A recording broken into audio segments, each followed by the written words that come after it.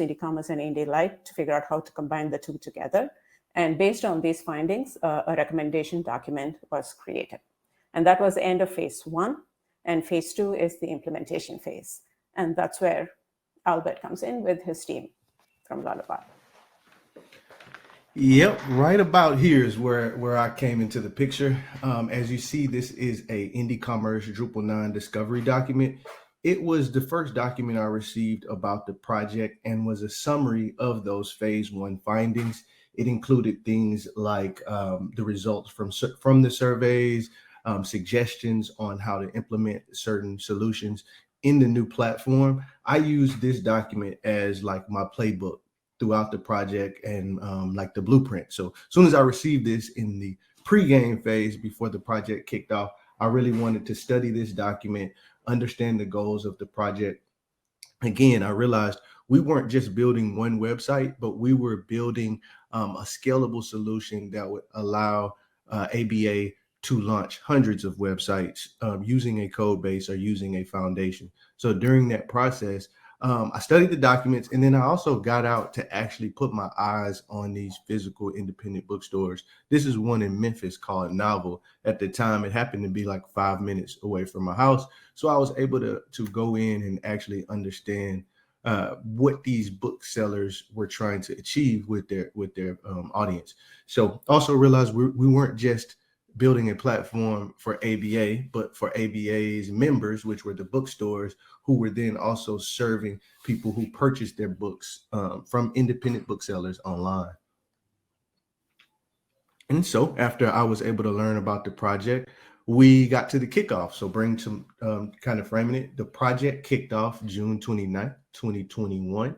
At that particular time, we were looking at an estimated launch date according to our initial phase 1 document, that we were looking at maybe August 2022. So about a year to go from ground zero to being able to support a website on the new 2.0 platform. One thing about the project, we broke the project down into quarterly scopes of work, which I think really helped us bring in the right people at the right time. And then every quarter allowed us to reset as partners to figure out what are the priorities for this next quarter. And then the team that we put together was globally distributed. We had people all over the world, really: Spain, the UK, Canada, multiple states in the US, Peru, just to name a few. And so we all came together along with the Indie Commerce ABA team and kicked off the project. Some things to talk about the project throughout our project management stuff. We set up a shared Slack channel where there we had our mission.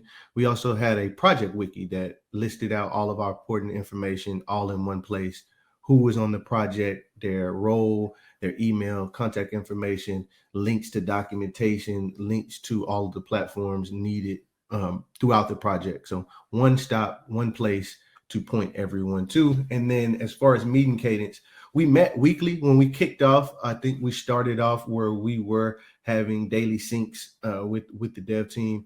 And then maybe a couple weeks later, the devs felt like that was a little too much. So we eventually settled on meeting Tuesday and Thursday mornings, and then Friday. So Tuesday and Thursdays would be more of a check-in, your traditional syncs or stand-ups, and then Friday we treat it as a demo. And then every week I was providing a weekly update that kind of gave a recap to everyone on the team of this is what we accomplished this week, these are our goals for next week, and then included any important information such as dates of people being out of office, any upcoming extra meetings, or any important deadlines that we needed to meet in the upcoming week.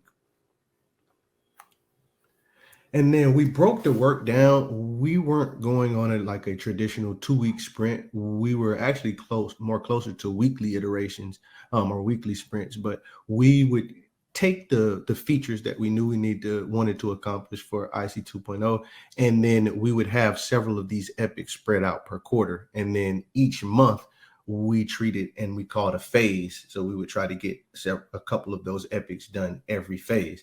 And then within the phase, using epics in GitLab, which was our place for project management and managing issues. We were able to use their feature to create that roadmap that you see in the back, and then just as a central place to manage all our tasks and the individual issues. And then again, we used a weekly iteration. So what can we get done this week? Let's do it. Demo it on Friday. Let's set the next goal. And then when we get to the month mark or the monthly phase, then we can look back and see what we accomplished for that phase. And then DevOps, this is a high level, but hopefully it kind of explains what we set up as a foundation or a structure that would allow us to quickly, or allow ABA to quickly develop features and then roll them out to the hundreds of sites that they have. So we standardized on using DDEV for local development. So our developers would pull down our code repository from GitLab and then push any changes to GitLab to create what they call merge requests. We were leveraging Pantheon multi-dev environments, which allowed us, for every merge request, we could have a environment that was spent up based off that merge request that you could log into, make changes, and test things out. And then that code from GitLab is then deployed to all of the individual sites. So we used some automated tools and scripting to allow triggers to push that code from GitLab to the individual Pantheon sites.